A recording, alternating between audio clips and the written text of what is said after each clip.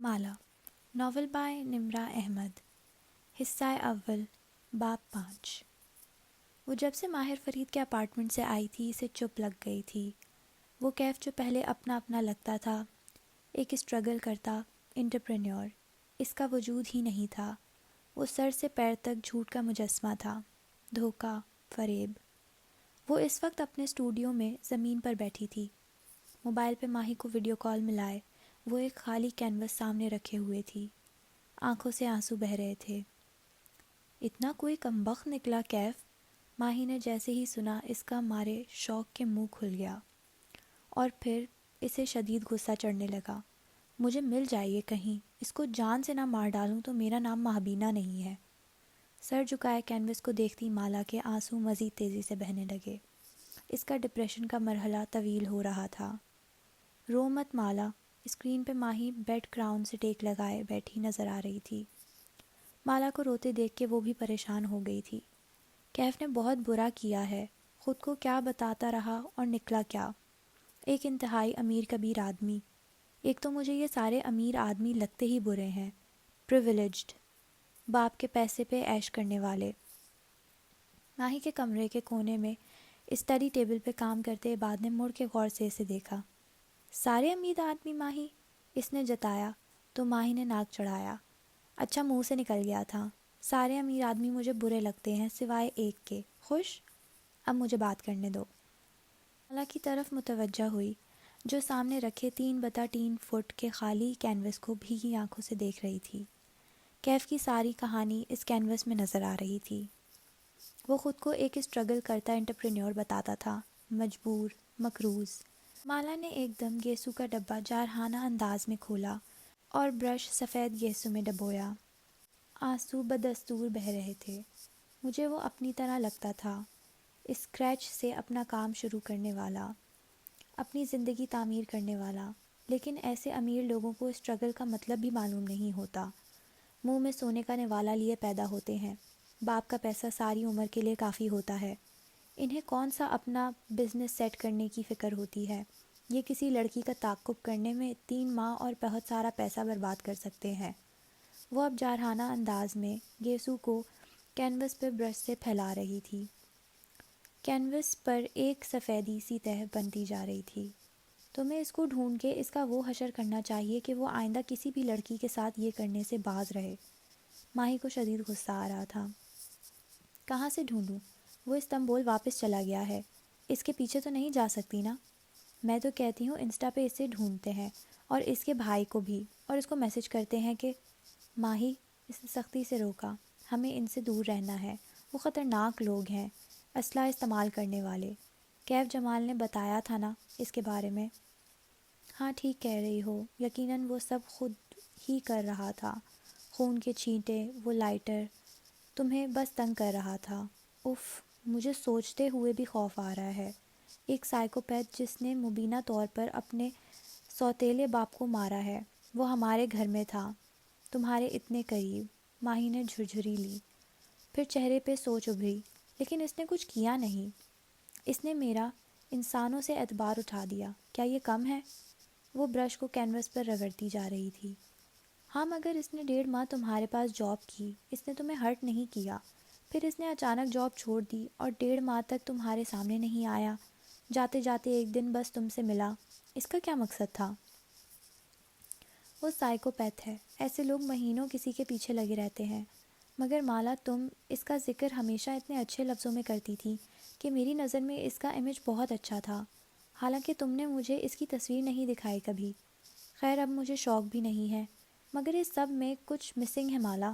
یاد کرو وہ تم سے کیا چاہتا تھا، کچھ تو ہوگا۔ وہ بار بار پوچھتا تھا کہ میری دشمنی کس سے ہے۔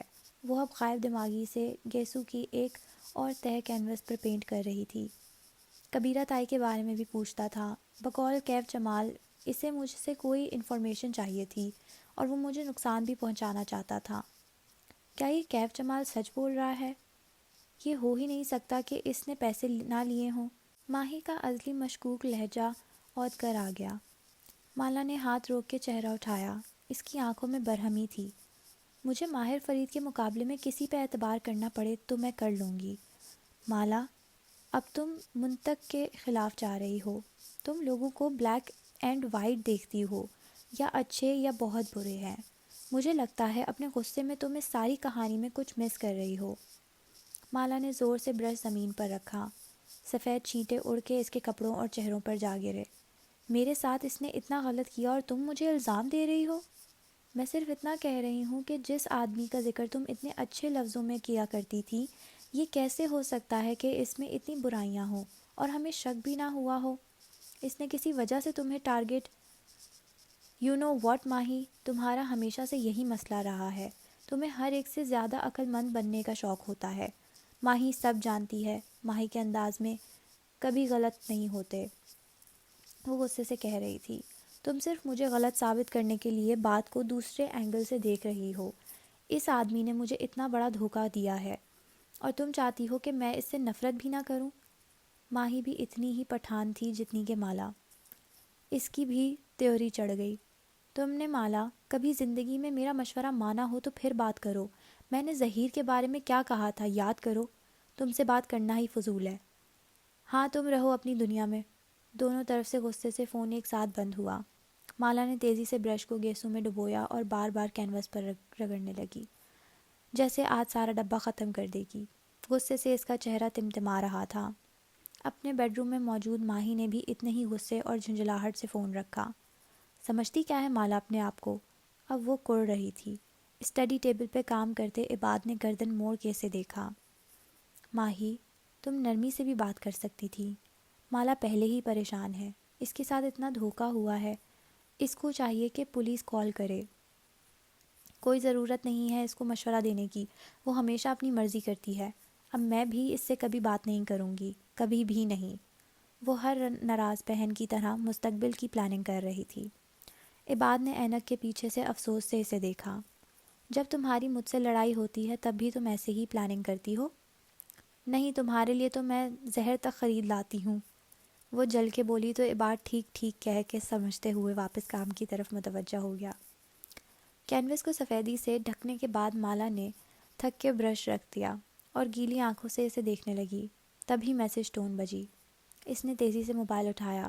شاید ماہی کا میسج ہو اور وہ سوری کہہ رہی ہو، لیکن وہاں زیاد کا میسج جگمگا رہا تھا. کیا ہم بات کر سکتے ہیں؟ اس کی انگلیاں مکینکی انداز میں ٹائپ کرنے لگی. آج میری طبیعت ٹھیک نہیں ہے، کل بات کریں گے. اپنا خیال رکھا کریں، آپ بہت اہم ہیں. آنسو پھر سے بہنے لگے. وہ کس فریب کی باتوں میں آ کے زیاد کو غلط سمجھنے لگی تھی. ہاں زیاد تلخ حقائق بیان کر دیتا تھا، لیکن وہ سچ بولتا تھا. جو تھا وہی دکھائی دیتا تھا. کم از کم زیاد سلطان سچا تو تھا. وہ ماہر فرید کی طرح گھما کے سوال نہیں پوچھتا تھا. اور کیا سوال پوچھا تھا ماہر فرید نے اس سے؟ آپ کو کیسے معلوم کہ کسی آدمی کے پاس آپ کی تصویر ہے؟ وہ ایک دم سناٹے میں رہ گئی. کیف جمال نے کہا تھا کہ ماہر کے پاس البم میں اس کی تصویر تھی. اسے آج تک دل سے یقین نہیں آیا تھا کہ کسی آدمی کے پاس واقعی اس کی تصویر تھی. جب اس نے کیف یعنی ماہر سے یہ بات اذا کی شادی کے دوران کہی تھی تب بھی اسے اس بات پہ مکمل یقین نہیں تھا، لیکن اس کے ذہن میں ایک جھماکا سا ہوا. اگر کیف جمال نے ماہر فرید کے پاس اس کی تصویر دیکھی ہے جس کی پشت پر حور جہاں کی بیٹی کشمالہ لکھا تھا تو وہ بات درست تھی. اور اگر وہ بات درست تھی تو اس کا مطلب تھا کہ ماہی کی تھیوری بھی درست تھی. وہاں پہ واقعی جادو کیا جا رہا تھا. وہ ان باتوں کو نہیں مانتی تھی. اس کے پاس اپنی وجوہات تھیں، لیکن اس وقت وہ اتنی ٹوٹی ہوئی تھی کہ اسے اس سب کی ایک وضاحت نظر آنے لگی. ایک خوف سا محسوس ہونے لگا، کسی اندیکھی طاقت سے، کسی غیر مخلوقی سے، وہ جو وہاں سے اسے چھپ کے دیکھ سکتی تھی جہاں سے وہ اس کو نہیں دیکھ سکتی. کیا وہ مخلوق اس کے خاندان کے پیچھے لگ چکی تھی؟ اور کون تھا جو اس کام میں انوالوڈ ہو سکتا تھا؟ پہلے ایک ہی نام ذہن میں آتا تھا، کبیرہ تائی، اور اب ایک نام کا اضافہ ہو چکا تھا، ماہر فرید. یقیناً اپنے بیڈ روم میں سنگھار میں اس کے سامنے بیٹھی کبیرہ بیگم مسکرا رہی تھی. انہوں نے سلک کا نائٹ گاؤن پہن رکھا تھا اور ہاتھ میں موبائل تھا. وہ موبائل پہ ایک ٹرانزیکشن دیکھ رہی تھی جو انہوں نے ابھی ابھی اس نئے عامل کے اکاؤنٹ میں کی تھی. ایک بھاری رقم ادا کرنے کے بعد عامل نے اسے یقین دلایا تھا کہ وہ زیاد اور کشمالہ کے رشتے پہ عمل کرنا شروع کر دے گا. ان دونوں کی شادی نہیں ہوگی. نگینہ بیمار پڑ جائے گی اور یہ زیادہ اپنی ماں کی بیماری میں لگ کے رشتے کی بات پس پش ڈال دے گا۔ ماہی کے ہاں کبھی اولاد نہیں ہوگی، اور حورِ جہاں کے بارے میں جو عامل نے بتایا تھا اس نے کبیرہ کی روح تک پر سکون کر دی تھی۔ کبیرہ بیگم نے موبائل رکھا اور خود کو آئینے میں دیکھتے ہوئے مسکرائیں۔ ہاتھ سے اپنے بوائے کٹ بالوں کو چھوا، پھر نرمی سے وگ اتاری اور وگ اسٹینڈ پر رکھ دی۔ نیچے سے ان کا سر بالوں سے صاف تھا، ننھے ننھے نیلا ہٹ مائل بالوں کی جڑیں نظر آ رہی تھیں، جن سے ظاہر ہوتا تھا کہ بال کسی قدرتی وجہ سے نہیں گرے بلکہ باقاعدگی سے اس طرح سے صاف کیے جاتے ہیں۔ انہوں نے ایک سیرم کی بوتل اٹھائی اور چند قطرے ہاتھوں پر مل کے سر کی صاف جلد پر لگانے لگی۔ ان کے چہرے پر مسکراہٹ تھی۔ بالآخر برسوں بعد انہیں ایک ایسا عامل ملا تھا جس سے ملتے ہی انہیں اس کے عمل کی طاقت پہ یقین آ چکا تھا۔ وہ کوئی عام عامل نہیں تھا۔ جس عامل سے اب تمہارا تعارف ہونے جا رہا ہے وہ پیٹر مسیح کی طرح نہیں ہے کہ کہیں اپنی دکان سجا لے اور لوگ جوک در جوک اس کے پاس کام کروانے آئے۔ نہیں، وہ اپنے آپ میں یکتا ہے۔ اس کی کوئی دکان نہیں ہے، کوئی گدی، کوئی مرکز نہیں ہے جہاں وہ عام لوگوں سے ملے۔ اس سے ملاقات کے لیے اپوائنٹمنٹ لینی پڑتی ہے، اور اپوائنٹمنٹ ہر ایک کو نہیں ملتی۔ جن پہ عامل کو بھروسہ نہیں ہوتا ان سے اس کا رابطہ صرف واٹس ایپ پہ ہوتا ہے۔ اس عامل کی شناخت خفیہ تھی۔ وہ کون ہے اور کہاں مقیم ہے یہ اس کے کلائنٹس بھی نہیں جانتے تھے۔ وہ سب اس کو سرکار کہہ کے مخاطب کرتے تھے۔ عمل اور سحر کی اس دنیا میں اس کا کوئی دوسرا نام نہ تھا۔ اس وقت تم سرکار کو ایک نیم تاریک کمرے میں دیکھ سکتے ہو۔ یہ اس کے عمل کا کمرہ ہے۔ یہاں روشنی کم تھی اور گرمی کے باوجود ٹھنڈ تھی۔ کمرے کے وسط میں عامل نے زمین پر چوکڑی مار رکھی تھی۔ اس کا لباس گدلا اور بدبودار تھا۔ سر پر اس نے نارنجی رومال باندھ کے پیچھے گرا لگا رکھی تھی، اور اس رومال سے الجھے الجھے سفید بال نکل رہے تھے۔ اس نے ایک لمبا بدبودار چوغا پہن رکھا تھا جس پر مختلف ہندسے اور قرآن کریم کی آیت الٹی کر کے لکھی گئی تھیں۔ یہ لباس شیاطین کو اپنی طرف کھینچتا تھا۔ اس کے سیاہی مائل ہاتھوں میں بڑے بڑے دانوں والی ایک مالا تھی جو تسبیح کی طرح لگتی تھی، لیکن اس پہ اللہ کا نام نہیں لیا جاتا تھا بلکہ گن گن کے منتر پڑھے جاتے تھے۔ سامنے چند چیزیں زمین پر رکھی تھیں۔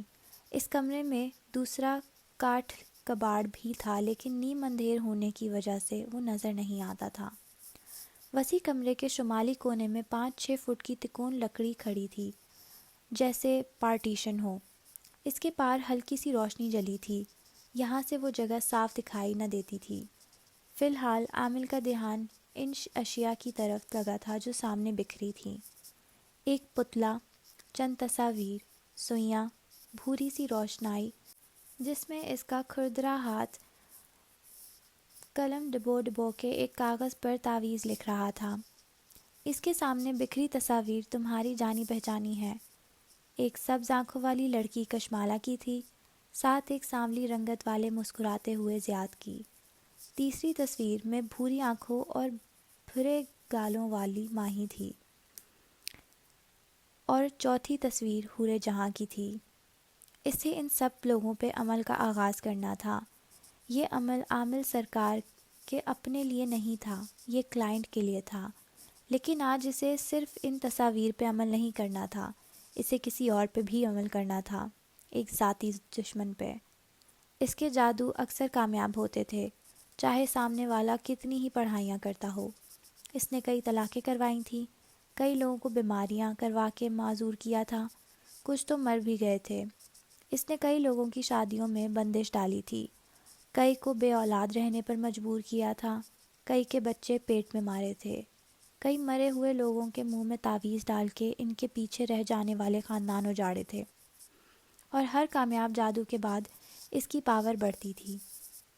اس کے قبضے میں ایک ایسا جینیس موکل تھا جو اپنے کام کو بہت مہارت سے سر انجام دیتا تھا۔ اس کے جادو سب پر ہی چل جاتے تھے سوائے ایک انسان کے۔ اس ایک انسان سے اس کی خاموش دشمنی کئی برس پرانی تھی۔ اس ایک انسان پہ عامل سرکار کا منتر نہیں چلتا تھا۔ ان 4 تصاویروں کے قریب لکڑی کی ایک صندوقچی رکھی تھی۔ عامل سرکار نے آہستہ سے اس کا ڈھکن کھولا اور اندر موجود کاغذوں کو الٹ پلٹ کیا۔ یہاں تک کہ اس کے ہاتھوں سے ایک تصویر ٹکرائی۔ اس نے تصویر نکالی اور اسے اپنے چہرے کے قریب کیا۔ یہ وہی انسان تھا، اس کا پرانا دشمن۔ تصویر میں ایک نوجوان مسکرا رہا تھا۔ مسکرانے سے اس کے گال میں گڑھا پڑتا تھا۔ اس کی آنکھیں ہلکی بھوری تھیں اور بال جل سے پیچھے کیے گئے تھے۔ عامل نے تصویر کو پلٹا تو پیچھے لکھا نظر آیا، رابیل اور قاسم کا بیٹا ماہر۔ اس کے نحوست زدہ چہرے پر مسکراہٹ ابھر آئی۔ بہت وقت ہو گیا، ہم نے تمہاری تصویر نہیں نکالی ماہر فرید۔ اس نے مسکرا کے تصویر کو مخاطب کیا۔ بہت عرصے سے ہم نے تمہیں نظر انداز کیا ہے کیونکہ ہمیں دوبارہ تمہارے اوپر وار کرنے کے لیے اپنی پاور بڑھانی تھی، اور اب ہم اس مطلوبہ پاور تک پہنچ گئے ہیں۔ اس نے چہرہ اٹھا کے خلائی میں دیکھا۔ اسے وہ نظر آ رہا تھا جو کسی اور کو نظر نہیں آتا تھا۔ بالآخر تمہارا نمبر ایک دفعہ پھر آ گیا ہے، ان لوگوں کے بہانے۔ سامنے رکھی تصویروں پہ نظر ڈالی۔ تم پہ کام کرنے کا موقع بھی مل ہی گیا، لیکن اس نے تصویر نیچے رکھ دی۔ تم پہ ہم بعد میں آئیں گے، پہلے ان کے رشتے کے معاملے کو دیکھتے ہیں۔ اس نے مالا اور زیاد کی تصاویر کو سامنے رکھا۔ دوسرے تمام کلائنٹس کے کاموں کو پس پش ڈال کے اسے اس کا کام کو ترجیح دینی تھی۔ اس کے بعد ماہر فرید کی باری تھی۔ اسے ماہر فرید کی باری آنے کا برسوں سے انتظار تھا۔ زیاد گھر میں داخل ہوا تو ہر طرف خاموشی تھی۔ یہ خاموشی اس کے ماں باپ کے گھر کی پہچان تھی۔ وہ متلاشی نظروں سے ادھر ادھر دیکھتا اندر آیا۔ سامنے لیونگ روم بنا تھا جس کی بتیاں مدھم تھیں، اور اس میں ایک طرف آرام دہ کرسی پر سلطان صاحب بیٹھے تھے۔ سادہ ٹراؤزر شرٹ میں ملبوس وہ اخبار چہرے کے سامنے پھیلائے ہوئے تھے۔ آہٹ پہ اخبار کا کونا موڑا تو چہرہ نظر آیا۔ اینک کے اوپر سے جھانک کے غور سے اسے دیکھا۔ ان کا اکلوتا بیٹا ان کے سامنے کھڑا تھا، سیاہ پینٹ پہ نیلی پولو شرٹ پہنے، جیبوں میں ہاتھ ڈالے، کلین شیو، دراز قد زیاد۔ تم ہو؟ ایک نظر اسے سر سے پیر تک دیکھا اور واپس اخبار کی طرف متوجہ ہو گئے۔ جی ابو، کیسے ہیں آپ؟ اس نے نرمی سے پوچھا۔ ان کے چہرے کو دیکھتا وہ ان کی اگلی بات کا منتظر تھا۔ اپنا بتاؤ، جاب کیسی جا رہی ہے؟ ترقی ہوئی یا نہیں؟ زیاد کے چہرے کی جوت بجھ سی گئی۔ ابو، جاب پر ہر مہینے تو پروموشن نہیں ملتی، وقت لگتا ہے۔ ایک ہماری ہی اولاد کو وقت لگتا ہے، ورنہ اصغر صاحب کا بیٹا تمہاری کلاس فیلو تھا، تمہارے جیسی جاب کر رہا تھا، دیکھو کہاں پہنچ گیا ہے۔ تن سے کہتے ہوئے سر جھٹکا، نظر اخبار پر تھیں۔ سامنے کٹہرے میں کھڑے زیاد نے ضبط سے گہری سانس اندر کھینچی۔ ابو، اس کی فیلڈ الگ ہے، تنخواہ ہماری برابر ہی ہے، اور پھر میں رائٹنگ بھی کرتا ہوں۔ مجھے کیا فائدہ اس رائٹنگ کا جو 4 پیسے نہ کما کے دے؟ پیسے کمانے کے لیے جاب ہے نا، لکھائی تو بس میرا شوق ہے۔ زیاد، یہ تفتیش مزید جاری رہتی، لیکن اندر سے نگینہ بیگم کی کراتی آواز آئی تو وہ چونکا۔ سر کے خم سے ابو کے سامنے سے ہٹنے کی اجازت چاہی، جیسے انہوں نے دیکھا ہی نہیں، اور پھر لمبے ڈگ بھرتا امی کے کمرے کی طرف آیا۔ شائستگی سے دستک دی اور اد کھلا دروازہ پورا کھول دیا۔ وہ بستر پر لیٹی تھیں، ملازمہ ساتھ کھڑی ان کے پیر دبا رہی تھی۔ امی، وہ پریشان سا ہوا کہ ان کے ساتھ بستر پر بیٹھ گیا۔ وہ نحیف لگ رہی تھیں۔ کیا ہوا ہے؟ زیاد نے ان کا بوڑھا ہاتھ تھاما، وہ گرم تھا۔ بس بیٹے، جسم بہت درد کر رہا ہے۔ وہ نکاہت سے مسکرائیں، لیکن میں ٹھیک ہوں، فکر نہ کرو۔ ساتھ ہی ملازمہ کو جانے کا اشارہ کیا۔ جاؤ تم دونوں کھانا کھا لو۔ بنگالی ملازمہ عورت سر ہلا کے اٹھ گئی۔ زیاد نے اس کے جانے کا انتظار کیا، اور جب وہ دروازے بند کر کے چلی گئی تو وہ ان کی طرف گھوما۔ اس کے چہرے پہ بے بسی بھرا غصہ تھا۔ ابو کو آپ کی کوئی فکر نہیں ہے؟ آپ بیمار ہیں اور کسی نے مجھے نہیں بتایا۔ بیٹے، تمہارے ابو کو پہلے کب فکر ہوئی ہے ہماری؟ کیوں خود کو ان کی وجہ سے اذیت دیتے ہو؟ انہوں نے اپنے بوڑھے کپکپاتے ہاتھوں میں اس کا ہاتھ تھاما۔ زیاد نے شکست خوردگی سے سر جھکا دیا۔ اس کی ماں بیمار نظر آ رہی تھی اور وہ کچھ نہیں کر سکتا تھا۔ آپ میرے ساتھ چلیں۔ نہیں بیٹے، میرا اپارٹمنٹس میں دم گھٹتا ہے، یہ اچھا بھلا گھر چھوڑ کے کیسے چلی جاؤں؟ پھر یہاں ملازم ہے میرے پاس، سارا کام کر دیتے ہیں۔ ساتھ ہی انہوں نے تکلیف سے آنکھیں بند کیں، دوسرے ہاتھ سے بائیں کندھے کو مسلا۔ زیاد نے تشویش سے انہیں دیکھا۔ امی کیا ہوا ہے؟ ڈاکٹر سے اپوائنٹمنٹ لی؟ بیٹا یہ ڈاکٹر والا مسئلہ نہیں ہے۔ انہوں نے آنکھیں کھولیں اور درد کے باوجود مسکرائیں۔ یہ کوئی اور ہی مسئلہ لگتا ہے۔ ان کے دوسرے ہاتھ میں تسبیح تھی۔ کیسا مسئلہ؟ اس نے نرمی سے ماں کے ماتھے پر آئے بال پیچھے کیے۔ کوئی پیچھے پڑا ہوا ہے ہمارے، مجھے کچھ خواب آئے ہیں۔ ان کی کراتی آواز دھیمی ہوئی۔ لگتا ہے کوئی جادو کر رہا ہے ہم پہ۔ زیاد جو نرمی سے ان کے بال کان کے پیچھے اڑس رہا تھا ٹھٹک کے رک گیا اور آنکھوں میں تحیر لیے انہیں دیکھا۔ آپ تو اتنا پڑھتی ہیں، آپ پہ جادو کیسے ہو سکتا ہے؟ بیٹے جادو ہر ایک پہ ہو جاتا ہے، چاہے وہ کتنا نماز روزے کا پابند کیوں نہ ہو۔ لیکن وہ نکاہت سے مسکرائیں، اتر بھی جائے گا۔ میں زیادہ پڑھائی کروں گی، اللہ خیر کرے گا۔ انہوں نے بوڑھا ہاتھ اس کے سانولے ہاتھ کے اوپر رکھا اور مسکرائیں۔ مگر کون ہے جو ہمارے پیچھے پڑا ہے؟ ہمارے خاندان میں بہت سے لوگ اس کام میں ملوث ہیں بیٹے۔ شاید وہ تم سے اپنی بیٹیوں کا رشتہ کروانا چاہتے ہوں، مگر ہم کشمالہ کا رشتہ مانگ چکے ہیں۔ عجیب زبردستی ہے، وہ جھنجھلایا۔ مجھے معلوم ہے بیٹے، اس لیے ہمیں اس جادو ٹونے کے اثر کرنے سے پہلے ہی تمہارا اور کشمالہ کا رشتہ طے کرنا ہوگا۔ میں کشمالہ سے بات کرتا ہوں، وہ سوچ کے کہنے لگا۔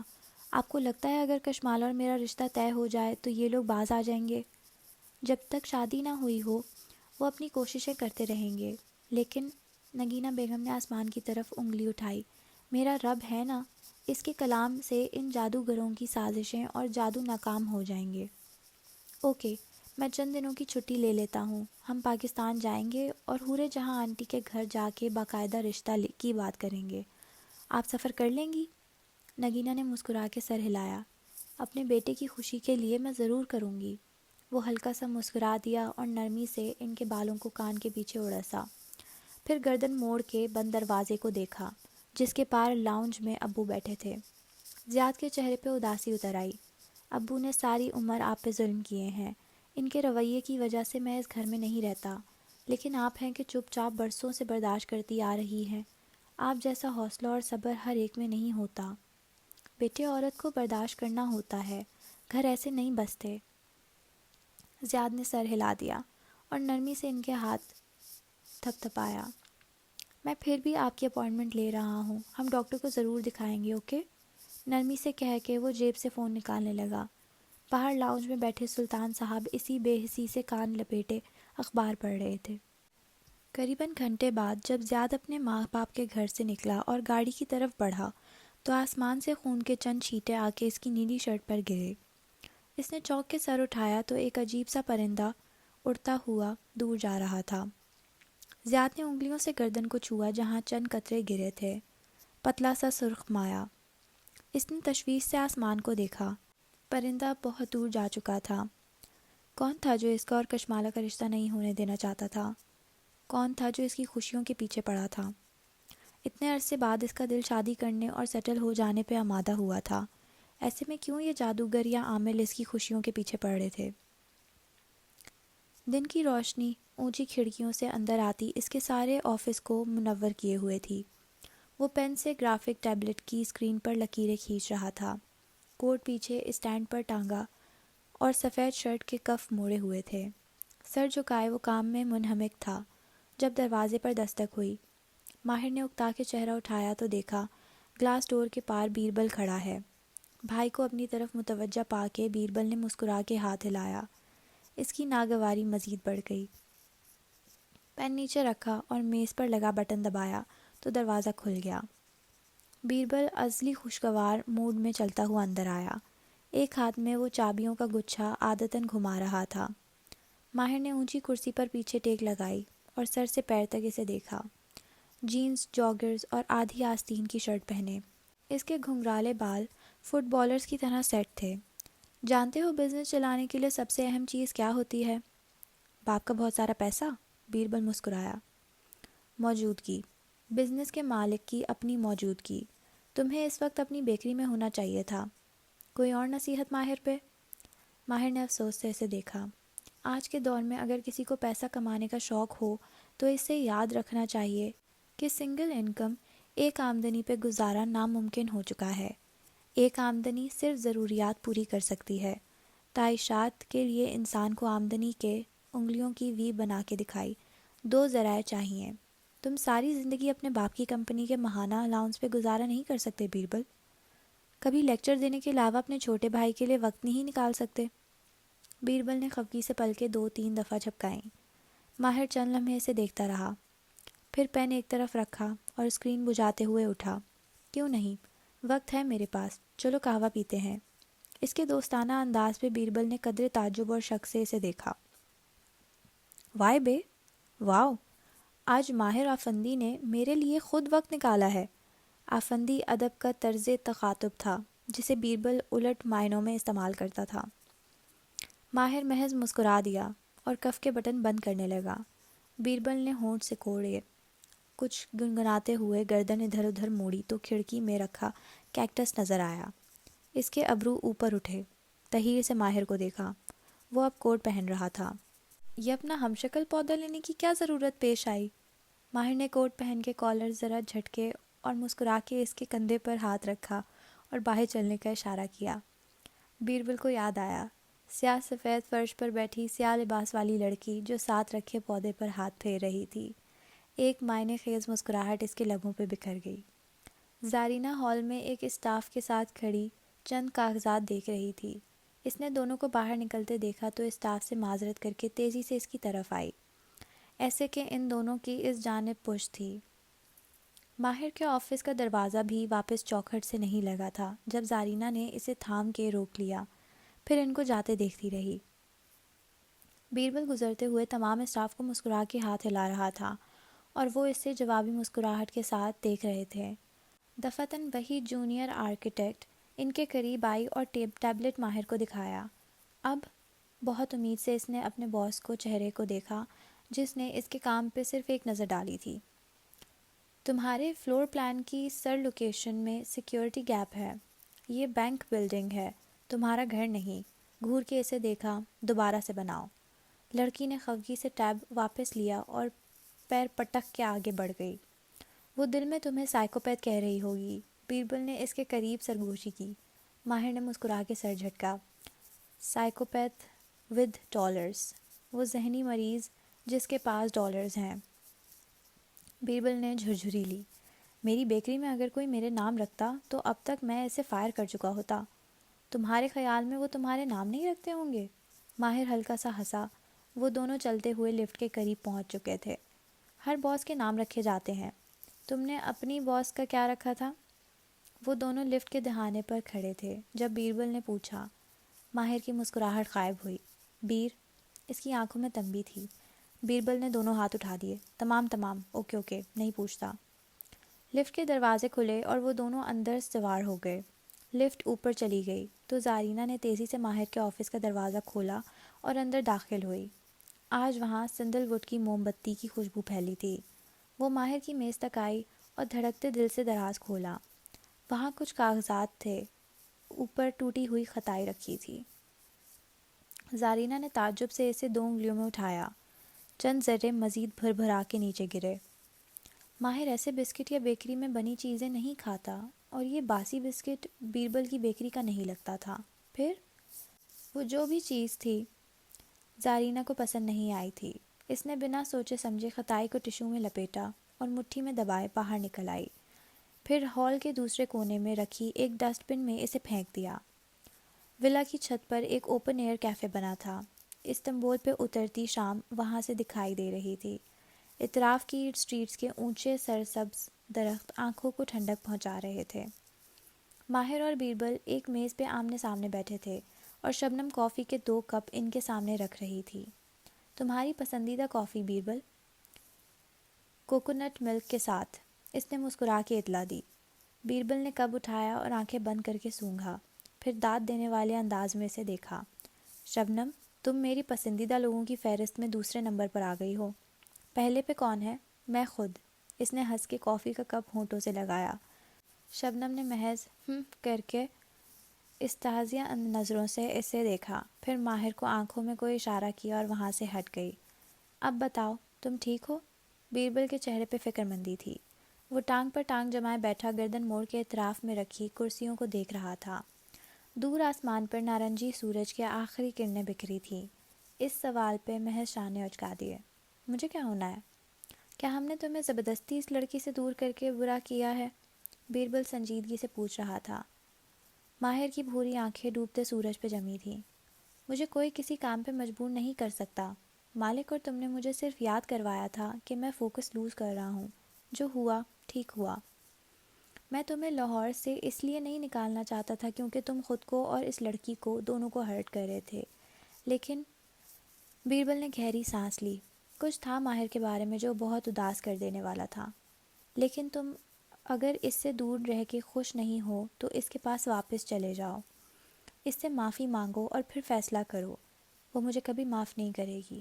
اگر تم اسے اصل بات بتا دو تو شاید۔ میں نہیں چاہتا کہ وہ مجھے معاف کرے بی۔ تم نے درست کہا تھا، دھوکہ انسان کو ڈیمیج کر دیتا ہے۔ میں نے اسے ڈیمیج کر دیا ہے اور مجھے اس بوجھ کے ساتھ رہنا ہے۔ ابھی اس کو معلوم نہیں ہوا ہوگا، اس سے پہلے کہ کوئی اور اسے بتائے تم خود اسے بتا دو۔ ماہر زخمی سا مسکرایا اور اپنا کپ اٹھایا، پھر اس میں رکھے ترکش قہوے کو دیکھا جس میں سورج کی نارنجی کرنوں کا عکس ابھر رہا تھا۔ اس کے پاس میرے اپارٹمنٹ کا کارڈ تھا، جلد یا بدیر وہ میرے پیچھے جائے گی، اسے معلوم ہو جائے گا۔ یوک آرتک بے؟ نو وے۔ بیربل سانس روکے اسے دیکھتا رہا۔ میں سمجھا تھا کہ ایک آبسیشن ہے، لیکن تمہیں واقعی اس لڑکی سے محبت ہو گئی ہے؟ ماہر نے خاموشی سے قہوے کا گھونٹ بھرا، اندر تک کڑواہٹ گھل گئی۔ اگر محبت ہو گئی ہے تو پھر اسے چھوڑ کے کیوں آئے ہو؟ واپس جاؤ، معافی مانگو، ورنہ موو آن کیسے کرو گے؟ میں معاملہ ختم کر چکا ہوں۔ وہ سر جھٹکائے قہوے کی پیالی کو دیکھ رہا تھا۔ کیا فائدہ ہوا اس لڑکی کا دل دکھانے کا؟ بیربل افسوس سے سر ہلاتا کہہ رہا تھا۔ تمہیں یقین تھا کہ وہ کچھ جانتی ہے؟ اگر واقعی ایسا ہوتا تو تمہیں مالک کی بات نہ ماننی پڑتی۔ وہ کچھ نہیں جانتی تھی۔ وہ واپس گردن موڑ کے بادلوں کو دیکھنے لگا جن کے کنارے سرخ ہو رہے تھے۔ اس نے کہا تھا کہ حور جہاں کی بیٹی جانتی ہے، حور جہاں کی بیٹی کشمالہ۔ اس نے تصویر پر لکھی ہوئی سطر دہرائی۔ شاید اس نے مجھ سے جھوٹ بولا تھا، یا شاید مجھ سے کوئی غلطی ہوئی ہے۔ کہاں غلطی ہوئی ہے؟ وہ خود سے بڑبڑایا۔ اس ساری ایکویشن میں کچھ مسنگ تھا۔ شاید تمہیں تسلیم کر لینا چاہیے کہ کوئی کچھ بھی نہیں جانتا۔ جو گزر چکا وہ گزر گیا۔ جیسے ہم نے سمجھوتا کر لیا ہے تم بھی کر لو۔ بیربل کا لہجہ سنجیدہ تھا۔ تم صرف ایک کام کر سکتے ہو، اس لڑکی سے ملنے جاؤ یا اس سے بات کرو، اس کو سچ بتا دو۔ کیا بتاؤں؟ یہ کہ میں اپنا انتقام لینے نکلا تھا، یا یہ کہ میں اس کی حفاظت کرنا چاہتا تھا؟ ماہر نے سر جھٹکا اور قہوے کے آخری گھونٹ اندر اتارا۔ سچ مجھے معافی نہیں دلوائے گا بی۔ بیربل چند لمحے سے دیکھتا رہا۔ تیسری بات بتا دو، وہ بولا تو اس کی آواز مدھم تھی۔ ماہر فرید کے چہرے پہ تکلیف ابھری، لیکن وہ اسے دبا گیا۔ ہر بات ہر ایک کے لیے نہیں ہوتی، یعنی میرے یہاں آنے کا کوئی فائدہ نہیں ہوا۔ بیربل خفا ہوا۔ میں نے صرف ماہر فرید کا وقت ضائع کیا۔ ماہر پہلی دفعہ مسکرایا۔ ماہر فرید وقت اور پیسہ کسی پہ تب تک انویسٹ نہیں کرتا جب تک اسے منافع نہ نظر آئے۔ شبنم، اس نے 2 انگلیوں سے دور کھڑی شبنم کو پکارا۔ وہ ناک پہ اینک درست کرتی مسکراتی ہوئی آگے آئی۔ ماہر اٹھ کھڑا ہوا۔ اس کی کونی اور کندھے کے درمیان تک پہنچتی شبنم اس کے ساتھ آ کھڑی ہوئی۔ وہ دونوں اس کو دیکھ رہے تھے۔ کیا ہوا؟ بیربل نے باری باری ان دونوں کو دیکھا۔ شبنم نے مسکرا کے ایک کاغذ بیربل کے سامنے رکھا۔ یہ ان تمام چیزوں کا بل ہے جو ماہر کے گھر میں تم نے توڑی یا خراب کی ہے۔ یہ بل تمہیں 1 ہفتے کے اندر اندر ادا کرنا ہے، ورنہ یہ تمہاری ماہانہ الاؤنس سے کٹ جائے گا جو تمہیں فرید ہولڈنگ کی طرف سے ملتی ہے۔ بیربل نے حیرت سے کاغذ تھاما اور پھر اس پہ نظر دوڑائی۔ پہلے وہ ہنسا۔ یک آرتک ماہر؟ ہرگز نہیں ماہر۔ میں تمہارا بھائی ہوں، تمہاری چیز میری چیز ہے۔ ہنس کے ماہر کو دیکھا، لیکن ماہر کے تاثرات نہیں بدلے تو بیربل کی مسکراہٹ غائب ہوئی۔ پہلے چہرے پہ بے یقینی ابھری، پھر خفگی۔ تبھی میں کہوں آج ماہر افندی نے اپنے بھائی کے لیے وقت کیسے نکال لیا۔ اگلی دفعہ میرے آفس آنا تو بل ساتھ لے کر آنا۔ ماہر نے اس کا کندھا نرمی سے تھپکا تو بیربل ناراضی سے کاغذ کو مٹھی میں مروڑتے ہوئے اٹھا۔ شبنم، آج سے تم میری لسٹ میں 2nd لاسٹ نمبر پہ ہو۔ لاسٹ پہ کون ہے؟ شبنم نے مسکرا کے پلکیں جھپکی۔ ایک سائیکوپیتھ جس کے پاس بہت ڈالرز ہیں، وہ جل کے بولا اور خفگی سے آگے بڑھ گیا۔ ہم بیربل سے مذاق کر رہے ہیں نا؟ شبنم نے مسکرا کے اس کے قریب سرگوشی کی، تاکہ وہ آئے روز یہاں آ کے ہمارا وقت ضائع نہ کرے۔ ہم اصل میں اس سے پیسے تو نہیں لیں گے نا؟ جواب نہ پا کے شبنم نے گردن اٹھا کے اپنے باس کا چہرہ دیکھا، لیکن اس کے تاثرات دیکھ کے وہ گڑبڑا کے جلدی سے بولی، یعنی ہم لیں گے، ہم اس سے پیسے لیں گے، سمجھ گئی۔ وہ محض ایک تنبیہی نظر اس پہ ڈالتا آگے بڑھ گیا۔ شبنم نے گہری سانس لی۔ پیسہ ماہر فرید کی واحد محبت تھا اور پیسے کے معاملے میں وہ مذاق نہیں کرتا تھا۔ اس نیم تاریک کمرے میں موجود عامل نے آج بھی ویسے ہی چوکڑی مار رکھی تھی اور اس کے ہاتھ کاغذ کے ایک پرچے پر چند حروف لکھ رہے تھے۔ زعفرانی روشنائی میں قلم ڈبو ڈبو کے لکھے جانے والے الفاظ اس کے موکلوں کو اپنی طرف کھینچ رہے تھے۔ اس کے جھکے چہرے پہ مسکراہٹ تھی، اس کو اشارہ مل چکا تھا، عمل اثر کرنے لگا تھا، اور سینکڑوں میل دور اپنے کمرے میں سوئی کشمالہ مبین کی نیند ایک دم سے ٹوٹی، لیکن آنکھ نہیں کھلی۔ اس نے آنکھ کھولنی چاہی لیکن پلکیں بھاری تھیں، کھلتی نہیں تھیں۔ اس نے جسم ہلانا چاہا لیکن سینے پہ بوجھ تھا، جیسے کوئی سینے پہ بیٹھا ہو۔ اس کی زبان ہلنے سے انکاری تھی۔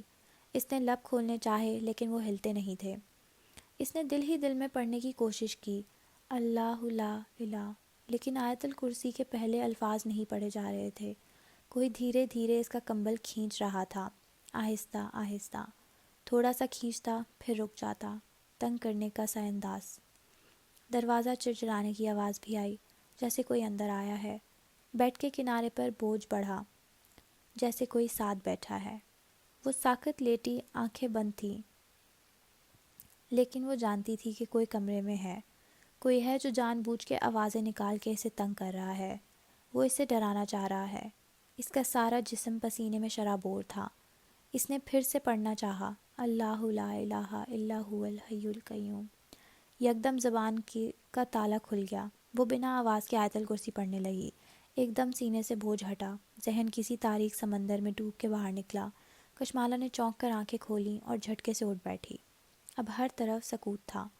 ماں ساتھ خاموشی سے سو رہی تھی۔ دروازہ بھی بند تھا، مکفل ویسے ہی جیسے وہ بند کر کے سوئی تھی۔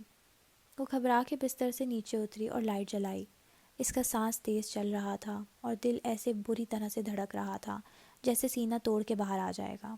وہ بار بار گھبراہٹ سے آیت الکرسی پڑھ رہی تھی۔ کوئی تھا وہاں۔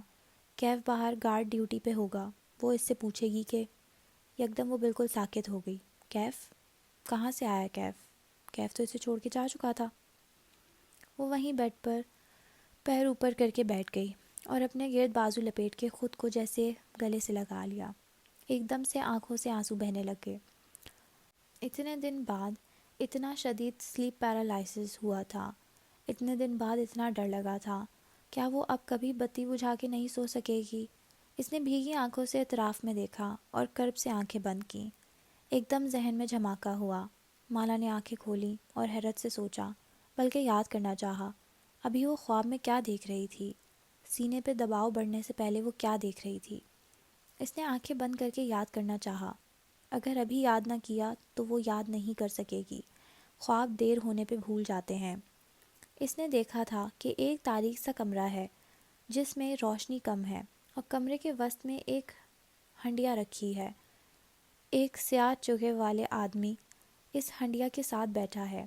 اس کے ہاتھ سیاہ ہیں اور وہ سر پر نارنجی رومال لپیٹے ہوئے ہے۔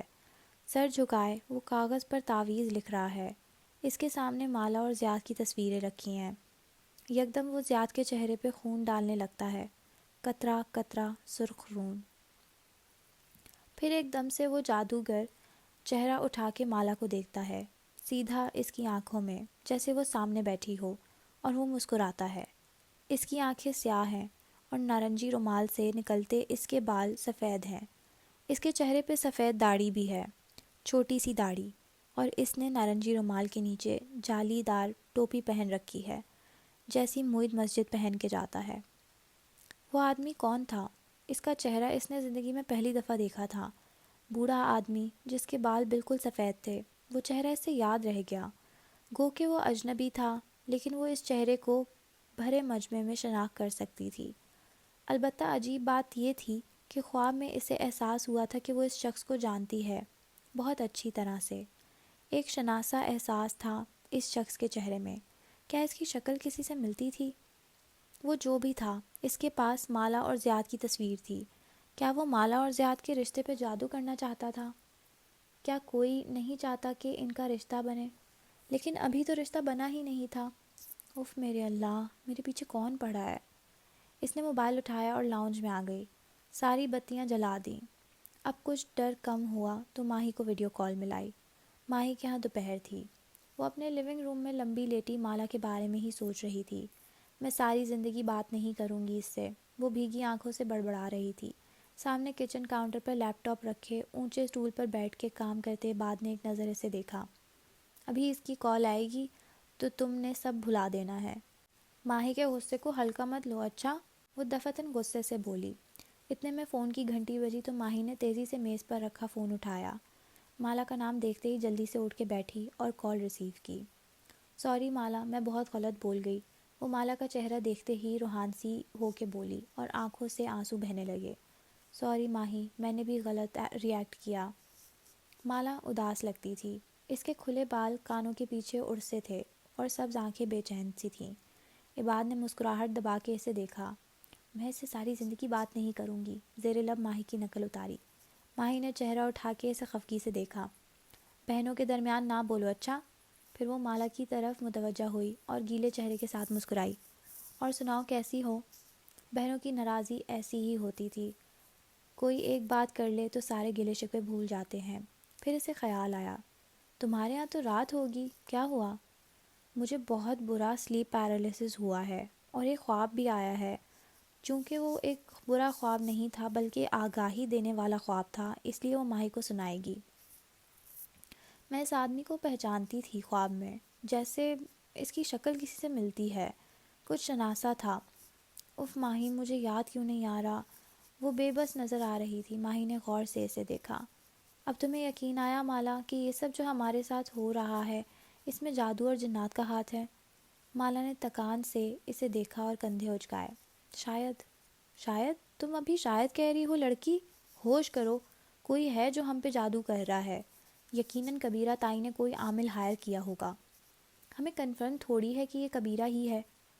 وہی ہیں، میں بتا رہی ہوں مالا، یہ وہی ہیں، ماں کی سب سے بڑی دشمن۔ ماہی تیز تیز کہہ رہی تھی۔ ہمیں ماں کا مزید خیال کرنا ہوگا، صبح شام رقیہ پڑھنی ہوگی، ماں پہ مسلسل دم کرنا ہوگا، ناغہ نہیں ہونا چاہیے۔ مالا نے سر ہلا دیا۔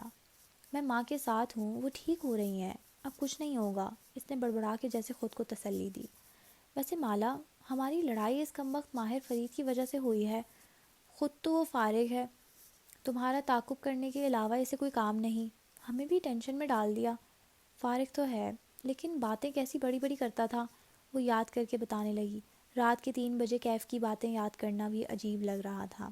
انسان پیسے سے نہیں جیت سکتا، بزنس کرنے کے لیے یہ چاہیے ہوتا ہے، وہ چاہیے ہوتا ہے۔ ہاں، سر جھٹکا، اسے کیا معلوم بزنس کی اسٹرگل کیا ہوتی ہے، اس کے پاس تو باپ کا پیسہ تھا۔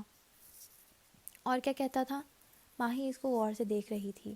وہ ظہیر کے دھوکے دینے پہ اتنی ڈسٹرب نہیں ہوئی تھی جتنی کیف کی وجہ سے لگ رہی تھی۔ اسے صبح صبح گولڈ، کرنسی، اسٹاک مارکیٹ سب کے ریٹس معلوم ہوتے تھے۔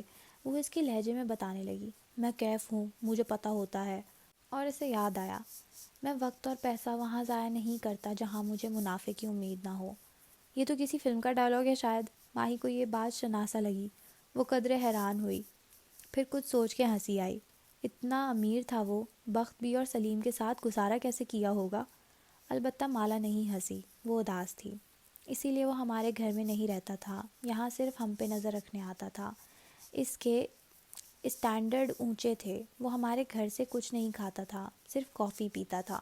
ایک زخمی مسکراہٹ اس کے لبوں پہ پھیل گئی۔ اس نے خطائی بھی نہیں کھائی تھی کیونکہ وہ بیکری آئٹمز نہیں کھاتا تھا، وہ اکثر سیاہ اور سفید پہنتا تھا۔ ماہی نے سمجھ کے سر ہلا دیا۔ مجھے ایک آرکیٹیکٹ نے بتایا تھا کہ جو آرکیٹیکٹس اپنے کام سے جنون کی حد تک محبت کرتے ہیں وہ صرف سیاہ اور سفید پہنتے ہیں، حالانکہ میں تو سارے کلرز پہنتی ہوں۔ شکر ہے تم نے یاد کروا دیا کہ تم بھی ایک آرکیٹیکٹ ہو، ہم تو بھول گئے تھے۔ دور بیٹھے کام کرتے بعد نے لقمہ دیا۔ ماہی نے اسے نظر انداز کیا اور بات جاری رکھی۔ سنو مالا، یہ بات کا خیال ہے کہ تمہیں پولیس کو انوالو کرنا چاہیے۔ یہ پاکستان ہے ماہی، یہاں پولیس کچھ نہیں کرتی، صرف بدنامی ہوگی ہماری۔ پھر اس نے سر جھٹکا۔ وہ ایک فراڈ تھا اور شکر ہے وہ میری زندگی سے نکل گیا۔ پھر خیال آیا تو تیزی سے بولی، ماہی سوچنا بھی مت کہ تم اسے کانٹیکٹ کرو گی، نہ ہی تم اسے انٹرنیٹ پر سرچ کرو گی، ورنہ میں بہت ناراض ہوں گی۔ نہیں کروں گی، پکا وعدہ، ماہی نے مسکرا کے کہا۔ مجھے ویسے ہی سارے بات کو دیکھ کے جلدی سے تصحیح کی، اکثر امیر لوگ برے لگتے ہیں، تم سوچو بھی نہیں کہ میں اس کمبخت گھٹیا دھوکے باز ماہر فرید سے کبھی بات بھی کروں گی۔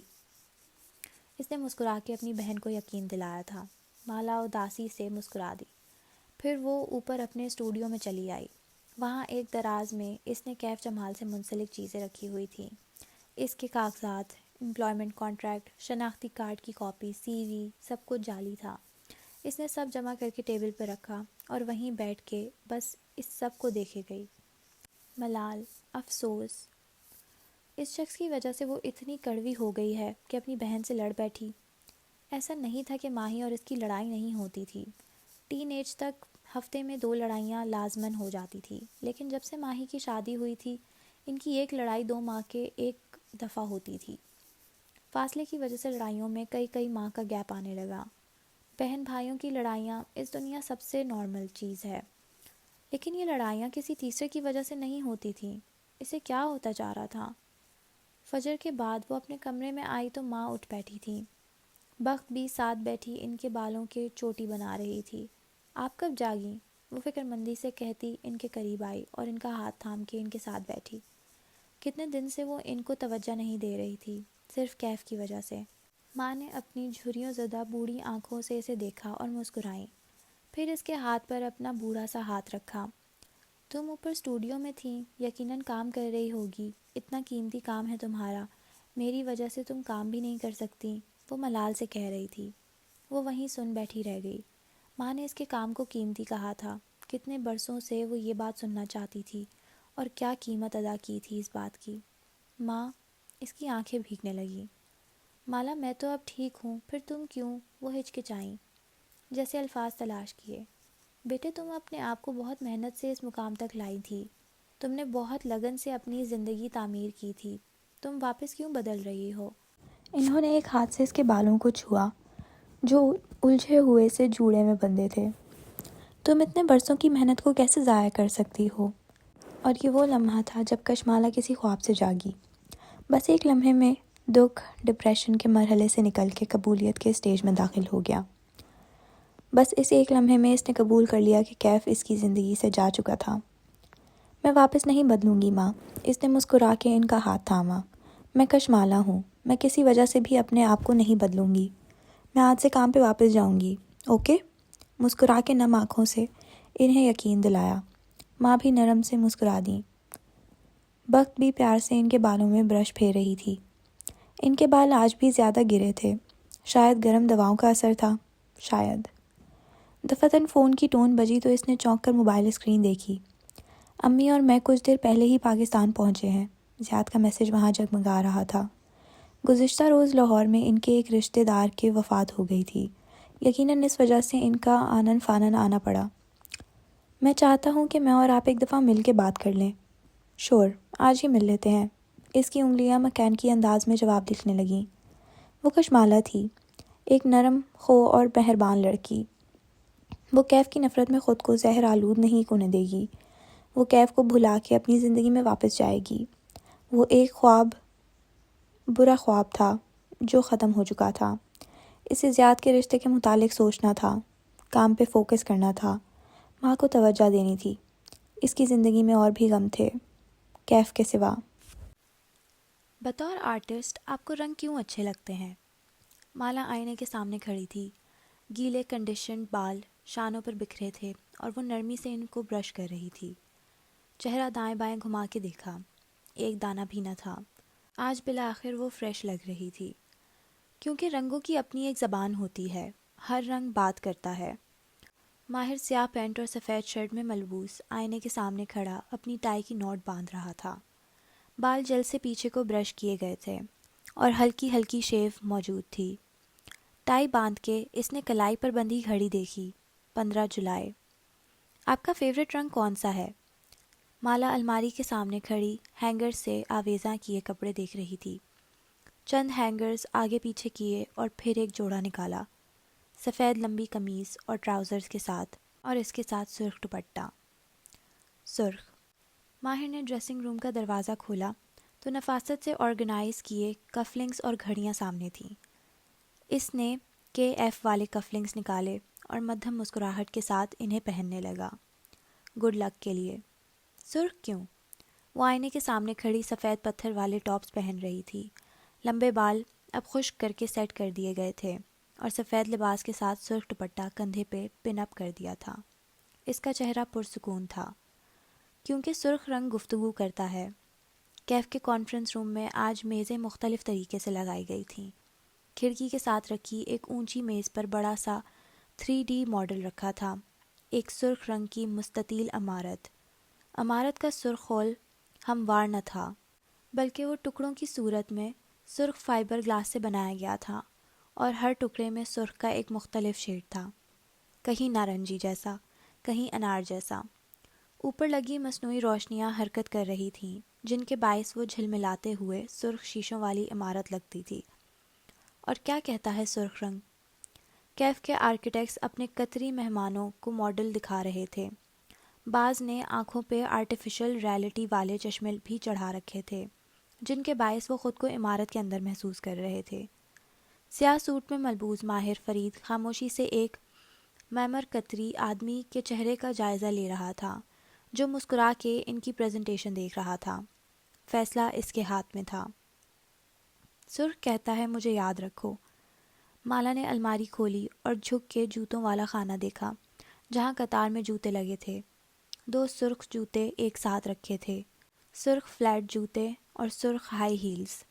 اس نے مسکرا کے ہائی ہیلز نکالیں۔ یہ رنگ توجہ کھینچتا ہے، یہ تاریخ میں لکھا جاتا ہے۔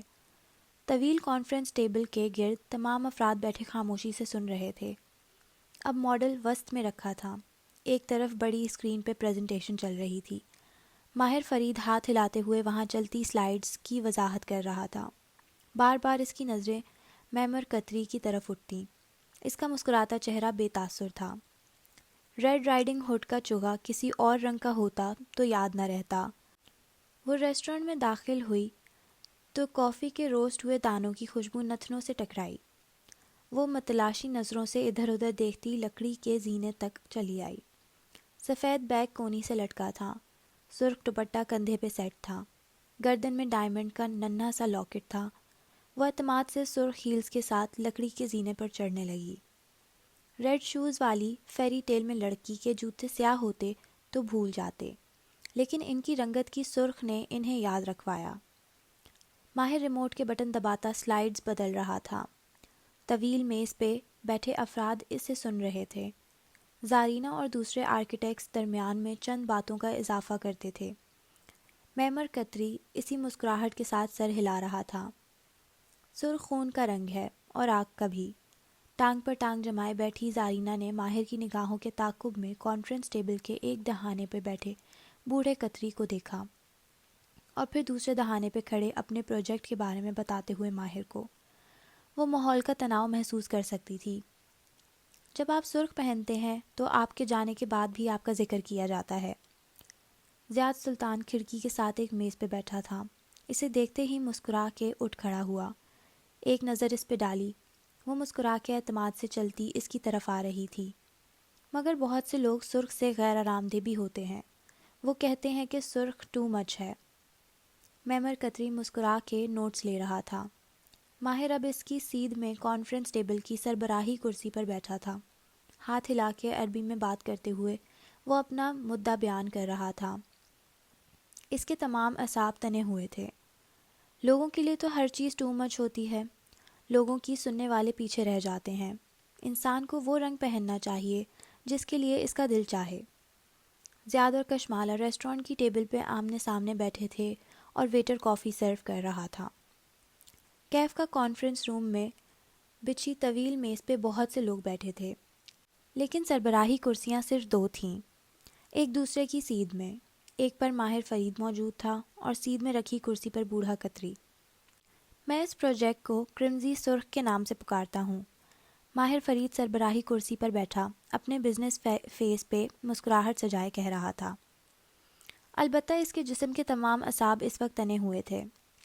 دنیا کے میٹروپولیٹن شہروں میں عمارتوں کو نمایاں بنانے کے لیے انہیں اونچا بنایا جاتا ہے، وہ معمر قطری کو دیکھتے ہوئے کہہ رہا تھا، لیکن میرے نزدیک یہ ایستھیٹک آلودگی ہے۔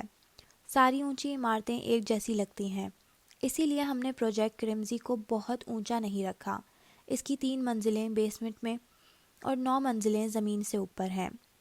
معمر قطری نے مسکرا کے سر ہلایا اور نوٹ بک میں نوٹ کیا۔ ہم نے اسے ایک چوکور بلڈنگ کے طور پہ بنایا ہے جس کی چھت برابر نہیں ہے، یعنی جیسا کہ آپ دیکھ سکتے ہیں چوکور کی 4 لکیریں ہوتی ہیں، ایک لکیر پہ ہم نے 9 فلورز ڈالے ہیں اور دوسری پہ 8، ایک پہ 11۔ بیوٹیفل، معمر قطری نے نوٹس لیتے ہوئے کہا، لیکن اس کے تاثرات ویسے ہی تھے، سپاٹ۔ ہم نے عمارت کی تعمیر 4 دیواری سے شروع کی ہے۔ اس کا کوئی بیرونی لان نہیں ہے، اس لیے ہم نے اس کا لان اندر رکھا ہے۔ سب کی نظریں ماڈل کی طرف اٹھیں۔ وہ چوکور عمارت اندر سے کھوکھلی تھی، یعنی اس کے اندر ایک بڑا سا چوکور احاطہ خالی تھا جس میں سبز گھاس بچھی تھی۔ اوپر سے اس احاطے کی کوئی چھت نہ تھی۔ لوگ کارنر یا ٹاپ فلور آفس سورج کی روشنی کے لیے لیتے ہیں۔ ہم نے درمیانی احاطہ بنا کے عمارت کے ہر آفس کو بھرپور روشنی اور ویو فراہم کیا ہے۔ کیفے، ریسٹورانٹ سب اسی سبز احاطے کے اندر ہیں، جیسے لیگو اسٹرکچر ہو۔ معمر قطری نے سر ہلا کے سمجھتے ہوئے کہا، وہ چکور احاطہ بچوں کے کھیلنے والے لیگوز کی طرح تھا۔ ہمارا کانٹریکٹ یہیں تک تھا۔ ماہر نے بٹن دبا کے ریموٹ کا پریزنٹیشن بند کی اور سنجیدگی سے اپنے بوڑھے کلائنٹ کو دیکھا۔ آپ نے ہمیں ہائر کیا تھا کانسیپٹ اور اسکیل ماڈل کے لیے۔ آپ اس کے لیے ہمیں پے کر چکے ہیں۔ اب فیصلہ آپ کے ہاتھ میں ہے۔ کیا آپ 2 حصے میں اپنے بینک کی بلڈنگ کو اس ماڈل کے مطابق بنانا چاہتے ہیں؟ وہ بظاہر سادگی سے پوچھ رہا تھا، انداز میں بے پرواہی تھی، لیکن در حقیقت اس کا دل زور سے دھڑک رہا تھا۔ اگر کیف کو یہ پروجیکٹ نہ ملا تو کیا ہوگا؟ قاسم ہوتا تو بہت خوش ہوتا، بالآخر معمر قطری نے مسکرا کے کہنا شروع کیا۔ وہ انگلیوں میں اپنا پین گھما رہا تھا، نظریں ماہر کے کف لنکس پہ جمی تھیں۔ ماہر نے تھوک نکلا، بدقت مسکرا کے سر کو خم دیا۔ کانفرنس روم میں ایک اداس سی خاموشی چھا گئی۔ قاسم اور میں نے کئی پروجیکٹس ایک ساتھ کیے تھے، خود تمہارے ساتھ ماہر۔ اس نے پین والے ہاتھ سے سیدھ میں بیٹھے ماہر کی طرف اشارہ کیا۔ میں نے ایک لمبا عرصہ کام کیا ہے، اس لیے آج تمہارا یہ اسٹوڈیو دیکھ کے اطراف میں نگاہیں دوڑائیں، مجھے خوشی ہو رہی ہے۔ قاسم دیکھتا تو زیادہ خوش ہوتا۔ ماہر نے پھر سے سر کو جنبش دی، بولا کچھ نہیں۔ یہ ماڈل بہت خوبصورت ہے، کولوسل آرکیٹیکچرل ماس، اس نے انگریزی میں تعریف کی۔ وہ بس اس کی آنکھوں کو دیکھ رہا تھا۔ قطر کے عربوں کو لمبی تمہید کی عادت تھی، پریکٹیکل، اکنامیکل، ممتاز اور نمایاں۔ استنبول میں یہ عمارت بنی ہوتی تو اس کی قدردانی کی جاتی۔ اس نے سانس کا وقفہ لیا اور سر کو پیچھے ٹکایا، ایسے کہ ٹھوڑی اور ابرو دونوں اٹھی ہوئی تھیں۔ اور قطر میں اس انداز کا ایک ہی مطلب ہوتا تھا، نہیں۔ اس لمحے ماہر کو معلوم ہو چکا تھا کہ وہ کیا کہنا جا رہا ہے۔ اس نے دل میں ایک دعا مانگی، بہت شدت سے، لیکن بوڑھا کھنکارا۔ یہ سارے لیکن۔ ماہر نے میز پر رکھی مٹھی بھینچ لی، چہرہ البتہ بے تاثر اور پروفیشنل رہا۔ لیکن ماہر، بوڑھے نے شیف کھجائی، یہ سرخ ہے، بالکل یہ سرخ ہے۔ ماہر نے اٹھی گردن کے ساتھ سر کو جنبش دی۔ اور ہم عربوں کو سرخ نہیں پسند، اس نے نفی میں سر ہلایا۔ دوحہ میں ہم اتنی بڑی عمارت سرخ رنگ میں نہیں بنا سکتے۔ وہاں ہمیں سرخ رنگ چاہیے ہو تو ہم مونیومنٹ بناتے ہیں، سرخ بتیوں کی روشنی ڈال کے عمارتوں کو اندر باہر سے سرخ کر لیتے ہیں، لیکن یہ سرخ بہت زیادہ ہے۔ ہم اسلامک آرکیٹیکچر کو پسند کرتے ہیں، خاکی اور فیروزی رنگ کو۔ خاکی، پین سے فرش کی طرف اشارہ کیا جو زمین کا رنگ ہے، اور فیروزی، پین کو چھت کی طرف بلند کیا جو آسمان کا رنگ ہے۔ ہم ان رنگوں سے نہیں ہٹنا چاہتے۔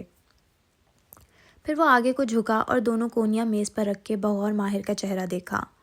مجھے یہ ماڈل منظور ہے، لیکن یہ رنگ نہیں۔ اس کو خاکی، نیلا یا بھورا بھی کر دو تو میں ابھی اگلا کانٹریکٹ سائن کرنے کے لیے تیار ہوں۔ تمام نظریں ماہر کے چہرے کی طرف اٹھیں۔ وہ خاموشی سے اپنے باپ کے پرانے دوست کو دیکھ رہا تھا۔ وہ اپنی بات مکمل کر رہا تھا۔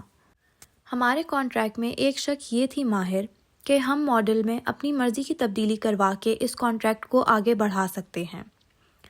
ماہر اپنی جگہ سے اٹھا، کوٹ کا بٹن بند کیا اور اپنے چمکتے سیاہ بوٹ سے چلتا ہوا طویل میز کے دوسرے سرے تک آیا، یہاں تک کہ وہ اب بوڑھے کتری کے بالکل سامنے کھڑا تھا۔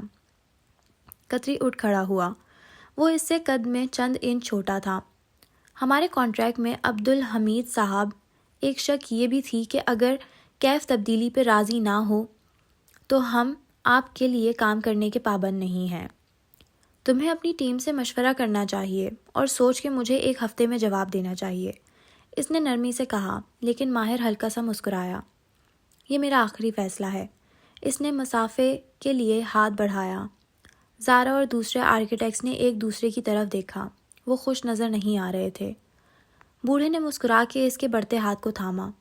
ماہر اس سے گلے ملا اور 3 دفعہ اس کے دائیں رخ کو بوسہ دیا، پھر پورے ادب و احترام سے ان کے وفد کو لیے باہر آ گیا۔